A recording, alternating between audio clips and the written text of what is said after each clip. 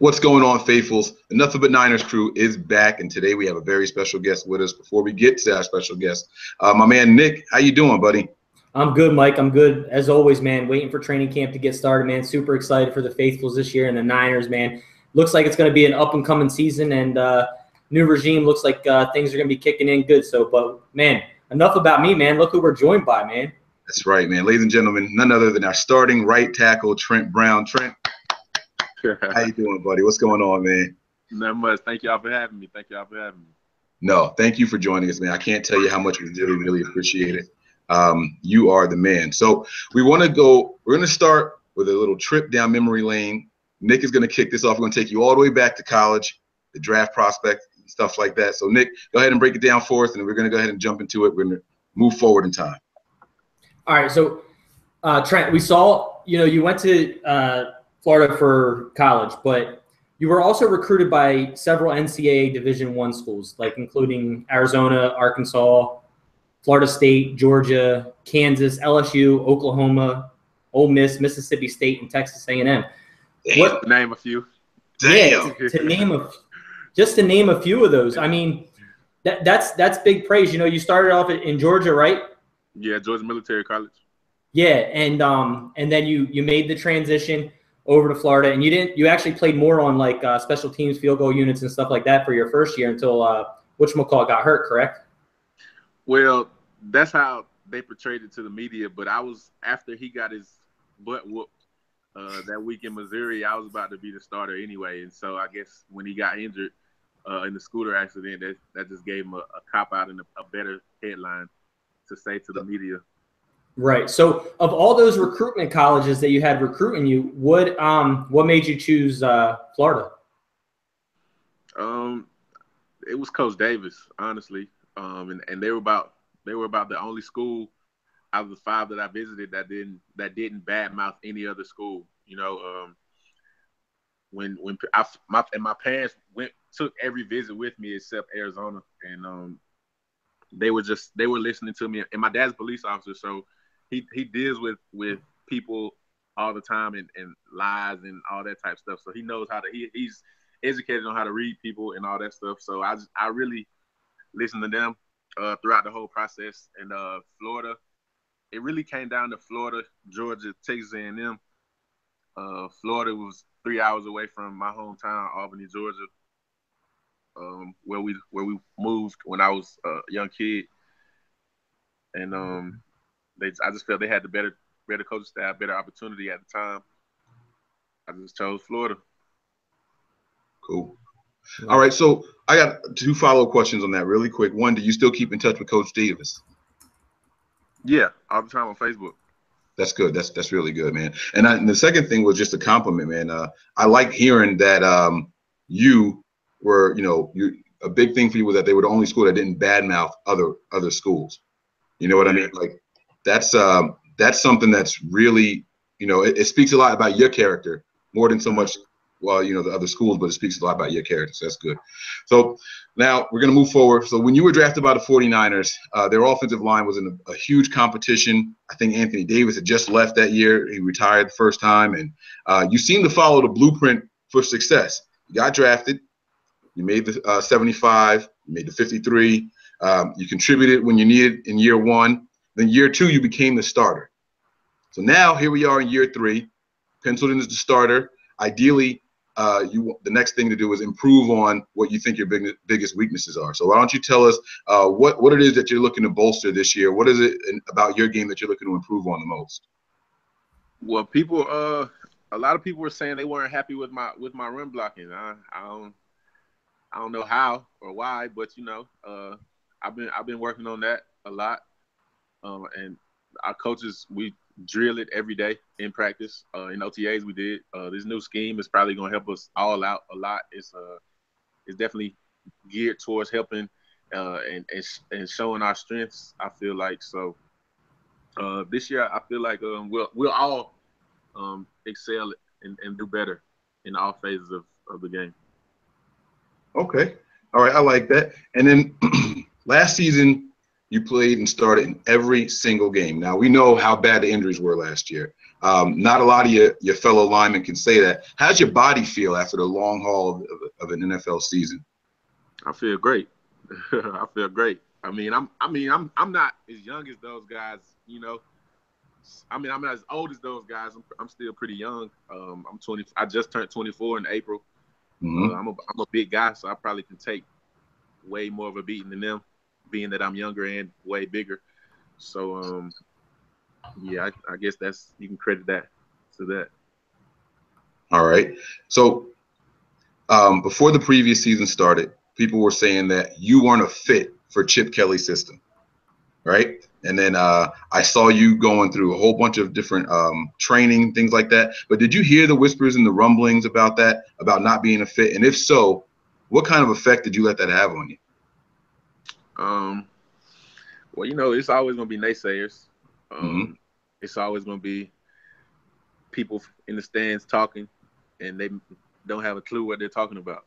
So I always just let all the criticisms and whatever have you just be come out in a positive way for me as one of my motivators. I never take it as being bashed or anything like that. I just take everything with a grain of salt, and you just got to show them different. Absolutely, man. And I love it. I love watching you work out every year, man. And speaking of that, so going in the Chip system, you went through a major transformation between OTAs and training camp. And I remember Jennifer Lee Chan did this big, beautiful piece on it, and how your family was helping you out with all of that, and the training that you were doing. You doing some pushing and pulling on the truck and stuff like that, some old school workouts and stuff, man. It seems like you're doing that again this year, taking your body, transforming your body to another level. I want to know what you're doing this year. Are you doing anything else like that? You've been watching old Rocky clips and getting some more tips from him or something like that. What's your workout regime like? And who's helping you with your family, if anybody, this year? Like, what's going on with you? I went back with the same thing. Duplicate success. As my brother Nealon always says, you got to duplicate success. So I did it last year, and it worked out for me. So I felt like it was only right that I came back to it and did it again with my mom and dad. Yeah. I see those boxing videos out there, man. Looking quick with those feet and quick with those hands, man. That's pretty awesome. How you enjoying that? That's something I've always done a little bit of since I came out in college. When I was down there with Pete Bomarito, I always do like my first part of the off season down there with him. Just because of his lifting program is amazing, and the conditioning is as well.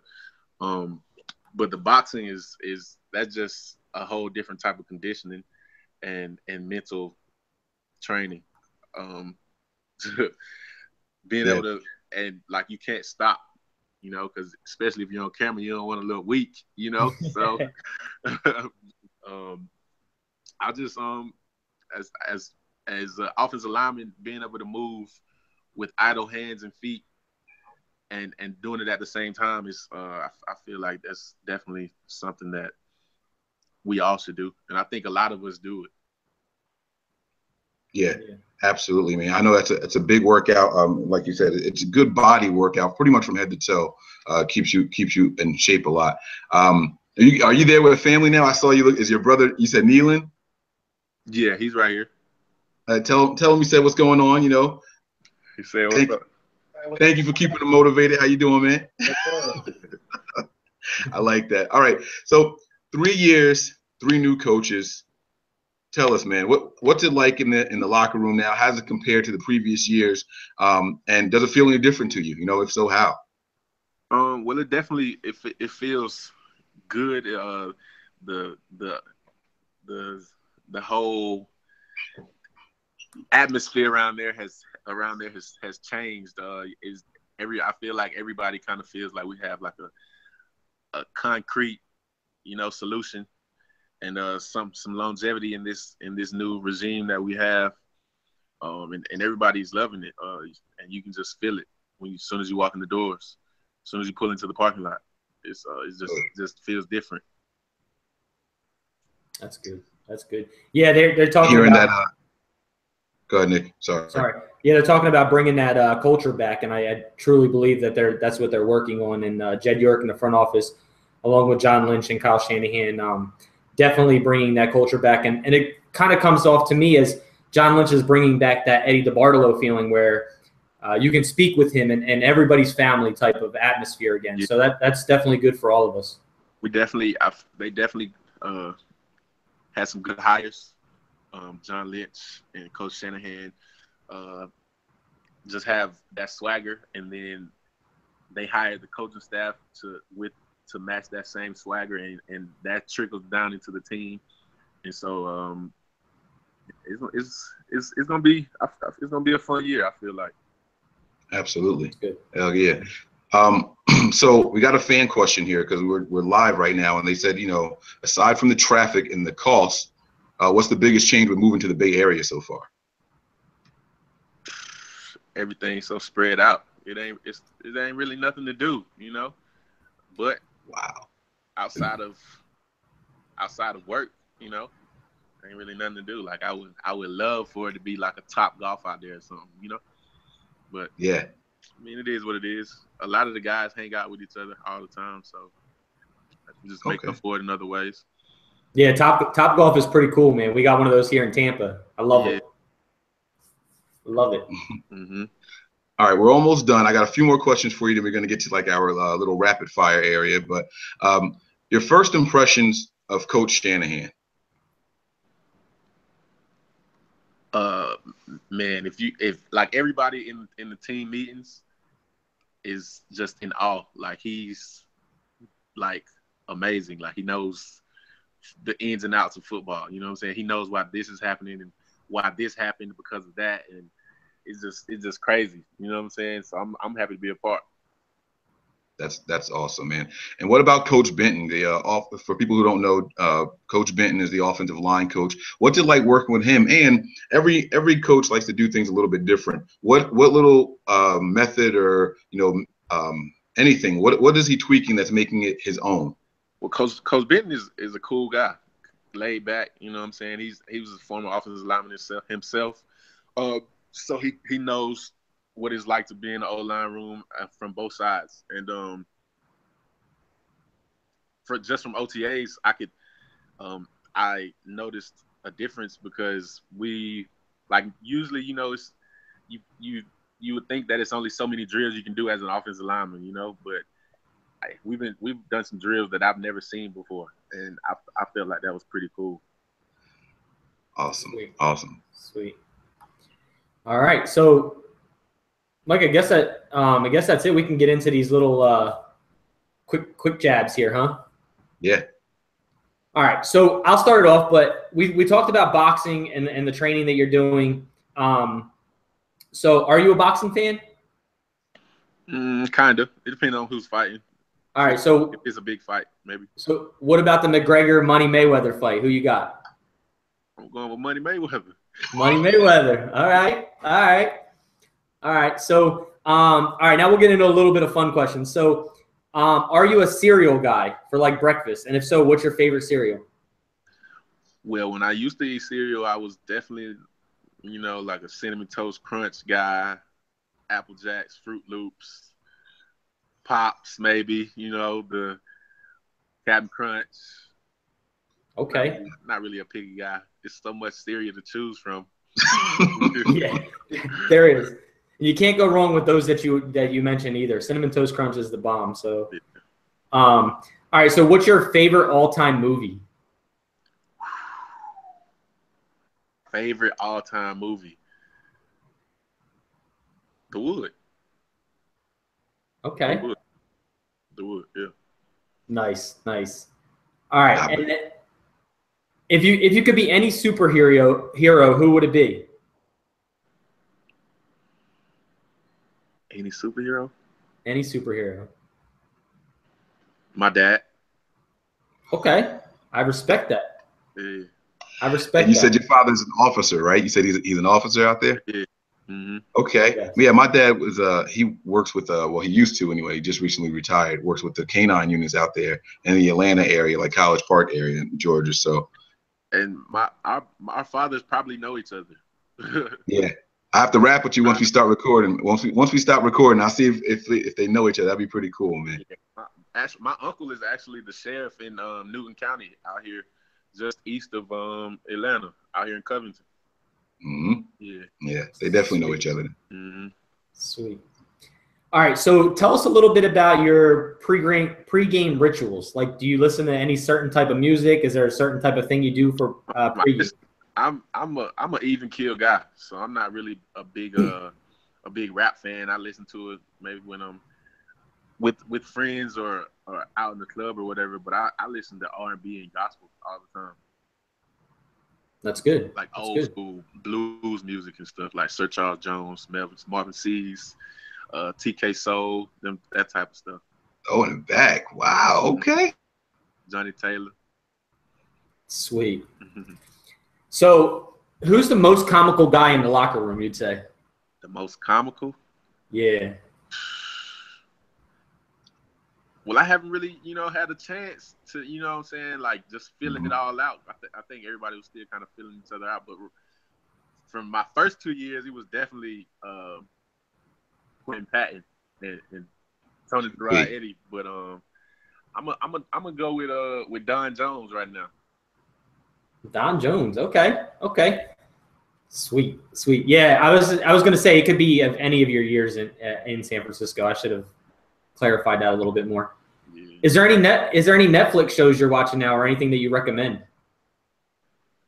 Well, I scrolled through Netflix last week one day and I wasn't happy with what I saw, so I got off of there pretty quick. I'm really a on-demand guy right about now. Okay. I watched.